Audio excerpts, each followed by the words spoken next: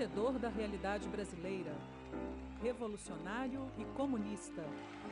Ele é um dos maiores símbolos dos ideais socialistas no Brasil. O Cavaleiro da Esperança foi um dos políticos mais perseguidos do século XX.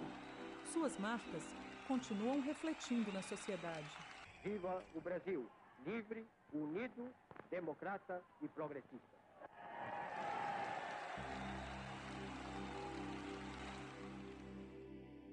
Luiz Carlos Prestes poderia ter sido presidente do Brasil em 1930, mas não quis. O cargo, naquele contexto, iria contra seus ideais políticos.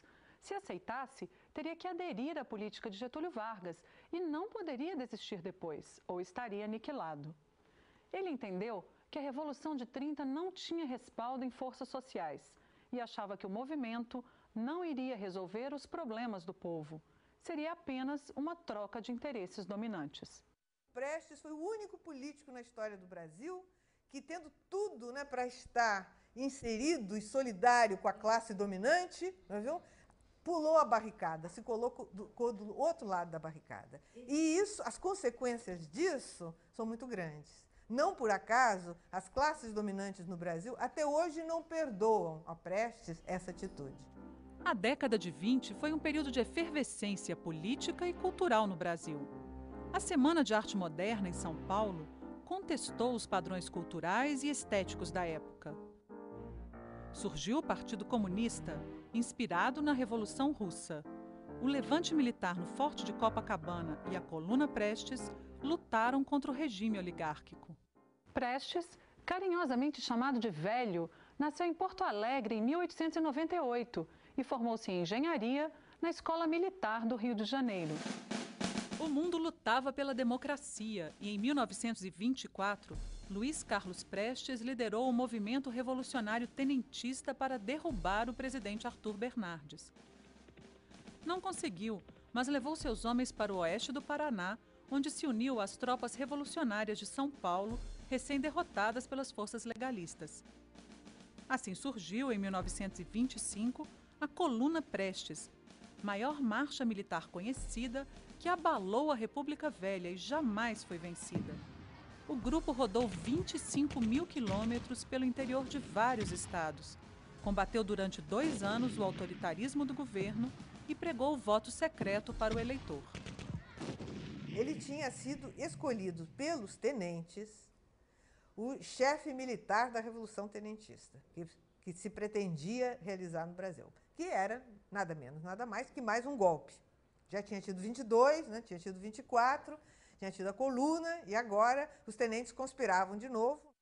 A grande palavra de ordem, né, desse movimento tenentista, qual era? Voto secreto. Como vocês sabem, a oposição não tinha condição de ganhar a eleição, justamente porque o voto era a descoberto, manipulado, chamado voto bico de pena. Em 1931, foi morar na União Soviética, onde estudou marxismo e ingressou no Partido Comunista Brasileiro. De volta ao Brasil, em 1934, foi eleito presidente de honra da Aliança Nacional Libertadora, que reuniu tenentes, socialistas e comunistas descontentes com o presidente Vargas. Em 1935, um manifesto incendiário do grupo exigiu o fim do governo. O acontecimento foi chamado de Intentona Comunista. Depois do fim da Segunda Guerra Mundial, Vargas negociou a realização de uma Assembleia Constituinte. Prestes foi eleito senador da República e apoiou o movimento de Getúlio, apesar de ser um dos seus maiores inimigos. O objetivo do seu apoio foi acelerar o processo de democratização e os trabalhos da Constituinte. A nova Constituição foi assinada em 1946. Prestes atravessou o século XX na militância e tornou-se uma das figuras centrais do cenário político do país. Casou-se com a também comunista Olga Benário. Foi preso algumas vezes e outras teve que ir para o exílio. Além disso, ainda foi obrigado a viver na clandestinidade por muito tempo. Deixou o Partido Comunista em 1979 em função de divergências internas. E, na década de 80, orientou seus seguidores a ingressar no Partido Democrático Trabalhista, o PDT. Junto com o líder da sigla, Leonel Brizola, trabalhou para o partido até 1990, com 92 anos de idade. Por toda a sua luta, é considerado um dos construtores do Brasil.